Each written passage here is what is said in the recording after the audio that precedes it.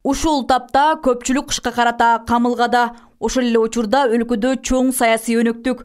Кыргыз Республикасынын Жогорку Кеңешине шайлоонун үгүт иштери активдүү жүрүп жаткан кез биз шаар көчөлөрүн кыдырып, социалдык объектилердин кышка карата даярдыгы, элди көмүр отун менен камсыздоо иштери кандай жүрүп жаткандыгын байкап көрдүк.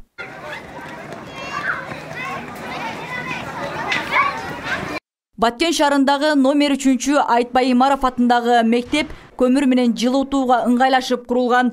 Учурда мектептин кампасына 80 тонна көмүр түшүрүлгөн. Мектепке жылуулук берилген. Белгилей кетсек, бул мектеп шайлоо участкасы болуп саналгандыктан алдыдагы шайлоо участканы жылуулук менен камсыздоо милдети да турат. 13 октябрдан бери ошо күн суук болгонуна байланыштуу жылуулук берилген. Азыркы учурда балдар ошо бир айга чукулдап калат. Жылуу кабинеттерде окуп атабыз. Буюрса уже каникулдун алдында турабыз. Кабинеттер жылуу, баары жакшы. Азыркы учурда эми алдыбызда ошо шайлоо өнөктүгү турат. Алдагы ушул жыл сайын эле ошол шайлоолор өткөндө ошол участоктор мектептерде өткөрүлгөндүктөн бизде жылуулук системасы жакшы эле иштейт. Жакшы эле жылуу эле шарттарды түзүп берип өтүп атат шайлоо. Быйыл дагы буюрса ушул ноябрь ичи эми мүмкүн суугураак болуп калаттыр, бирок ошого даяр элебиз. Көмүр бар, жылуулук такай эле берилип атат. Эми шайлоодогу иштей турган биздин аппараттарыбыз баары жылуу плюс 18ден жогору болсо иштейт экен. Ага ошо толук шарттарды түзүп беребиз деген ойдо турабыз. Жергиликтүү бийлик облустун саламаттыкты сактоо, билим берүү тармагы баш болгон социалдык объектилердин даярдыгы өз нугунда экенин айтышты. Аны менен катар шайлоону уюшкандыкта өткөрүү үчүн шайлоо участкаларында жылуулук менен камсыздоо аракеттери жүрүп жатыптыр.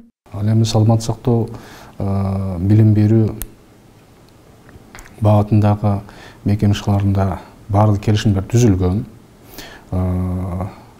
Билим берүү мекемелери 72% көмүр менен камсыз болду. Бирок акчалары толук өткөн.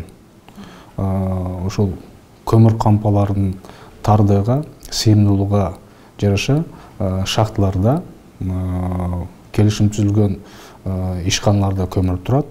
Ошол кампаларга сактаганга жай бошор менен алып келип беришеттер. Ал эми